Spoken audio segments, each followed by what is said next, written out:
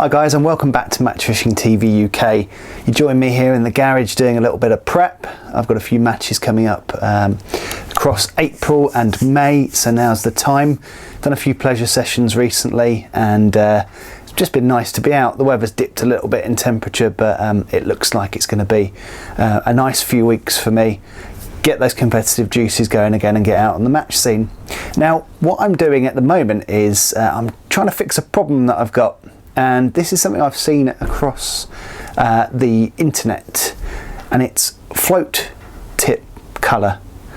So depending on the situation, you might want a lighter float tip colour, and in most cases that's orange or yellow. Or if the water's extremely bright, you might want a black float tip. Now, I always go with orange. I never have a problem with orange or black. If it's really bad, I can get a marker pen out and I can black up the tip of the float. Job done, pretty much. But I had a particular problem recently. I got a great deal on some pole floats, and the only catch was that they were yellow. Now, I don't really want to use yellow pole floats, so what do? Well, you go out and you get yourself some tip paint.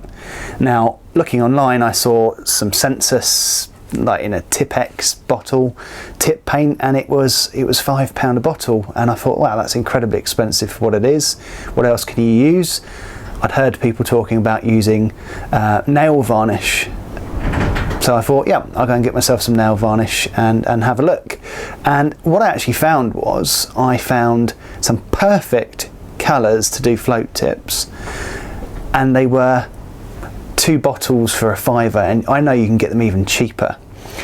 It also is a solution to another problem that I've got, is that I've got quite a few feeder rods, and I've got a few older feeder rods that I've bought. I buy things in sales, etc. And one particular set of rods I've got that I use as a sort of third choice. You know, if I'm going to a venue and I need 3 rods set up at the same distance, I'll use one of these, and it's got pink tips. And I don't know, there's something about a pink tip, I never really got on with them. I can't pick them out. I'd much rather them to be a really bright colour, so a yellow or white. So I've also got some yellow nail varnish, and that is perfect to do the tips. And of course, in reverse, if for some reason I ever wanted to go back to a yellow float tip, of course I could just slap some on as well. But I'm going to show you very quickly how easy it is to do, and let's go for it.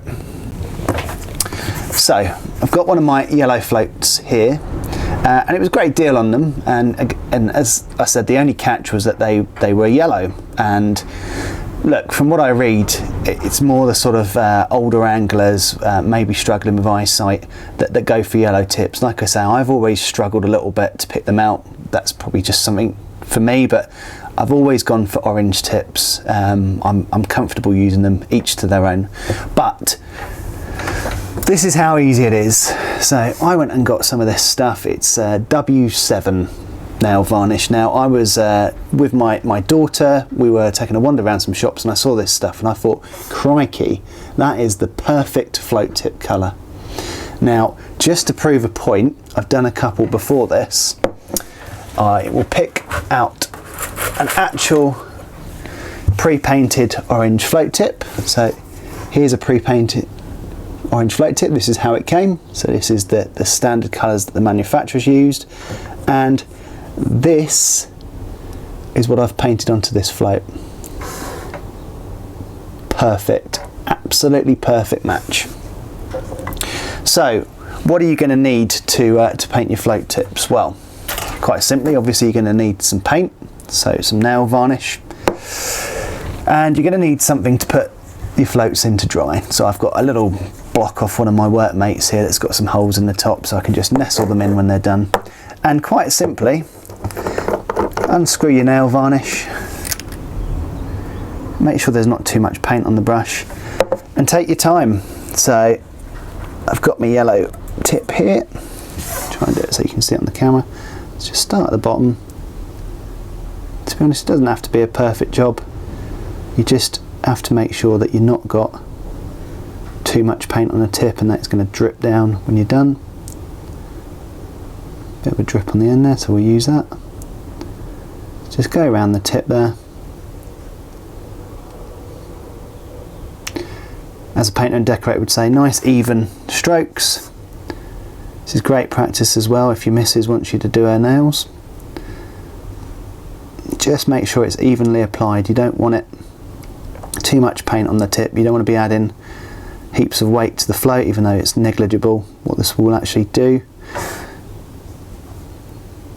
Just go around. If you feel you've got a bit too much on, just take some off the brush.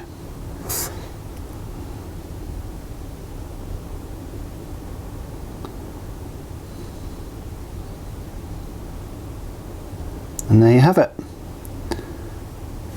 That's how easy it is to do a tip. So if you can see that, nice orange tip.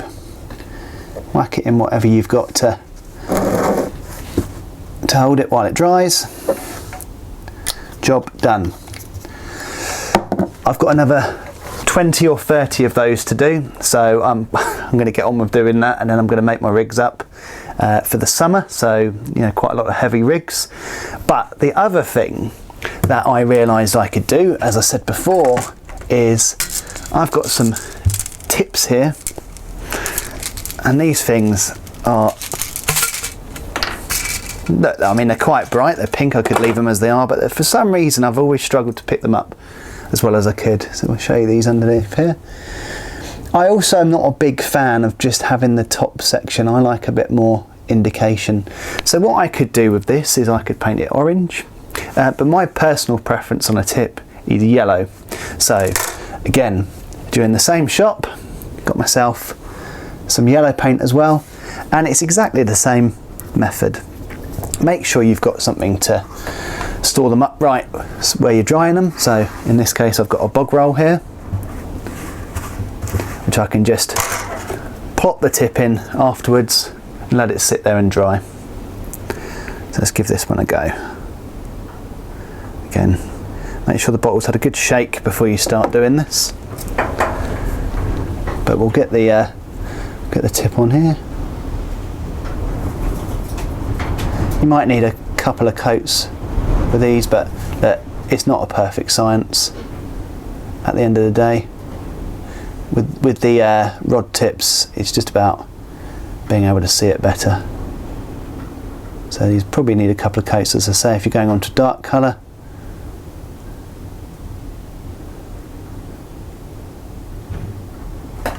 There you go, look, you can see already a bit lighter. Go over the blackened out section as well. Nice and even. You can take it up to the where the eye is lashed if you really want to, but I actually quite like the fact there's a black bit in the middle for indication. And again, just nice even strokes.